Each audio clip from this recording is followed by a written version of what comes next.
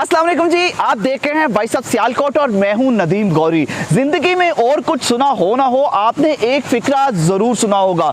कहीं पर भी लड़ाई झगड़ा हो गया, लेन देन का मामला हो गया, कोई भी किसी के साथ मुखालफत हो गई, गालियां तो एक गैर अखलाकी सी बात है, लेकिन एक फिक्रा जो हर जगह पे बोला जाता है वो है और बैजा डतू पहलवान। ये कौन से पहलवान है जो हर लड़ाई झगड़े में बचपन से लेकर जवानी तक, जवानी से बुढ़ापे तक, जिंदगी से लेकर मौत तक हर जगह पर यह फिक्रा इस्तेमाल होता है कि बैजा अड्डा तू पहलवान।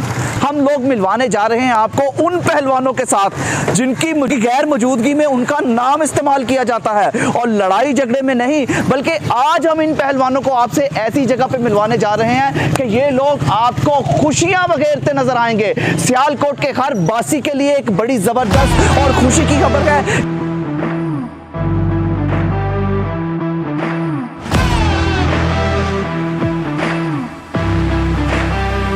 ये है वो पहलवान जिनका नाम इनकी गैर मौजूदगी में लिया जाता है।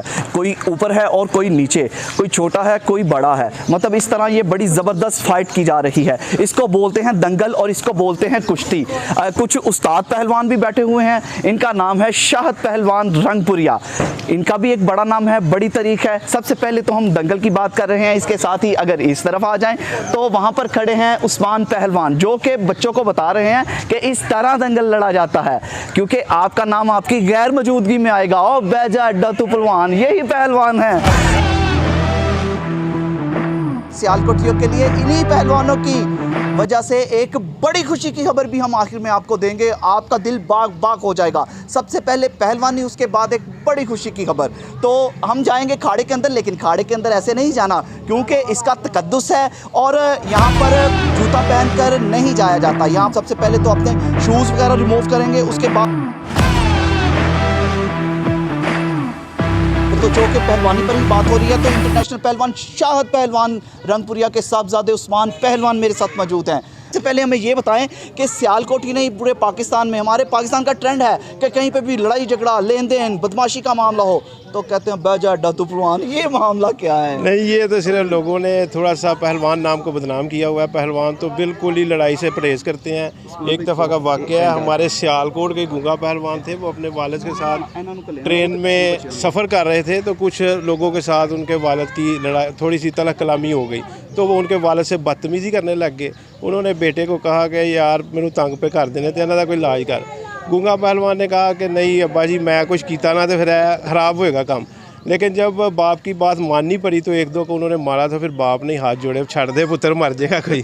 तो पहलवान तो बहुत शरीफ होते हैं, लेकिन ये कोई 15-20 साल से पहलवान लफ्ज़ को बदनाम किया गया। किसी भी बदमाश को पहलवान कहते हैं, कोई मोटा आदमी देख लें उसे पहलवान कहते हैं, कोई ज़्यादा कमज़ोर देख लें उसे तंजिया पहलवान कहते हैं, जिसकी वजह से हम पहलवान लोग भी आजकल अपना तारफ़ पहलवान कराने से कतराते हैं। अब खुशी की खबर की तरफ भी आ जाते हैं। लोग भूल चुके थे शेख मोला तालाब को।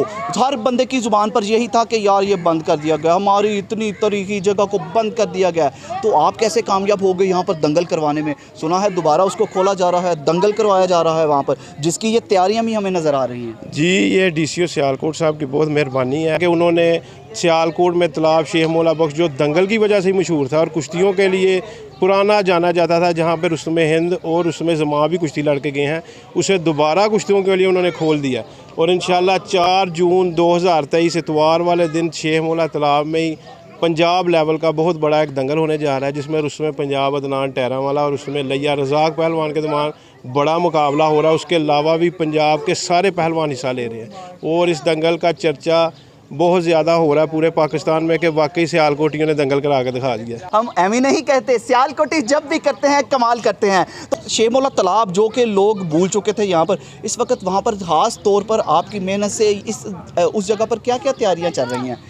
जी, उसको उन्होंने बड़ा अच्छा साफ़ किया है, जो गंद था सारा ख़त्म किया उन्होंने, ग्राउंड को बिल्कुल एक जैसा किया है अब, और उसके अलावा सीढ़ियों की सफ़ाई वगैरह कर रहे हैं। बहुत अच्छा माहौल दे रहे हैं वो, लाइटिंग का इंतज़ाम सब कुछ बड़ा अच्छा कर रहे हैं। इंशाल्लाह बहुत अच्छा दंगल होने जा रहा है। इसमें ज़मान अनवर जानी पहलवान जो उसमें पाकिस्तान बना है, इंशाल्लाह वो भी दंगल में आएगा और आवाम को उसे देखने का मौका भी मिलेगा। चलें, बहुत शुक्रिया आपकी मोहब्बतों का शहर पर ये एक एहसान होगा कि सियालकोट वालों को दोबारा शेरमौला तालाब वापस मिल गया है कुश्तियों के लिए। आप देख सकते हैं बच्चे बड़े ये सारे मतलब प्रैक्टिस की जा रही है ताकि 4 तारीख को आपको एक बड़ी खुशखबरी बड़ा ज़बरदस्त एंटरटेनमेंट मिल सके। तो बाकी दोस्तों से भी थोड़ी थोड़ी बात करते हैं, उनसे भी जानने की कोशिश करते हैं उनके क्या जज्बात हैं, क्या ख्यालात हैं। उस नौजवान से भी आपकी मुलाकात करवाते हैं जिस खाड़े के अंदर हम लोग मौजूद हैं।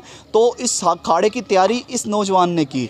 आपका नाम क्या है ये तो अली बताओ। सुल्तान फिल्म देखिए, उसमें सलमान खान पहलवान है। आप मतलब सलमान खान बनेंगे या पहलवान बनेंगे? पहलवान बनेंगे बड़े। अच्छा, फिल्म देख के शौक पड़ा था आपको? नहीं मेरे वाला साहब को शौक था इसलिए। अच्छा ठीक है, अब ये बताएं कि मतलब आपने बड़ी मेहनत की, हमने देखा आप कमाल कर रहे थे। आपकी कोई जोड़ है? हाँ जी। किसके साथ जोड़ है? ये लाहौर का लड़का है और उसके साथ मेरी जोड़ है। उसको मैं कहना चाहता हूँ कि तगड़ा हो गया है, मैं भी मेहनत कर रहा हूँ, वो भी करे और कुश्ती सही मज़ेदार होगी। के साथ साथ पहलवानों की सलामियाँ, किस तरह सलामियाँ दी जाती हैं, किस तरह ये जीत का जश्न मनाते हैं, किस तरह दूसरे पहलवानों को ललकारा जाता है। ये दंगल की ललकार है, वो वाली ललकार नहीं हो बैजा अड्डा तू पहलवान, वो वाली नहीं, बल्कि ये दंगल की ललकार है। ये किस तरह की जाती है?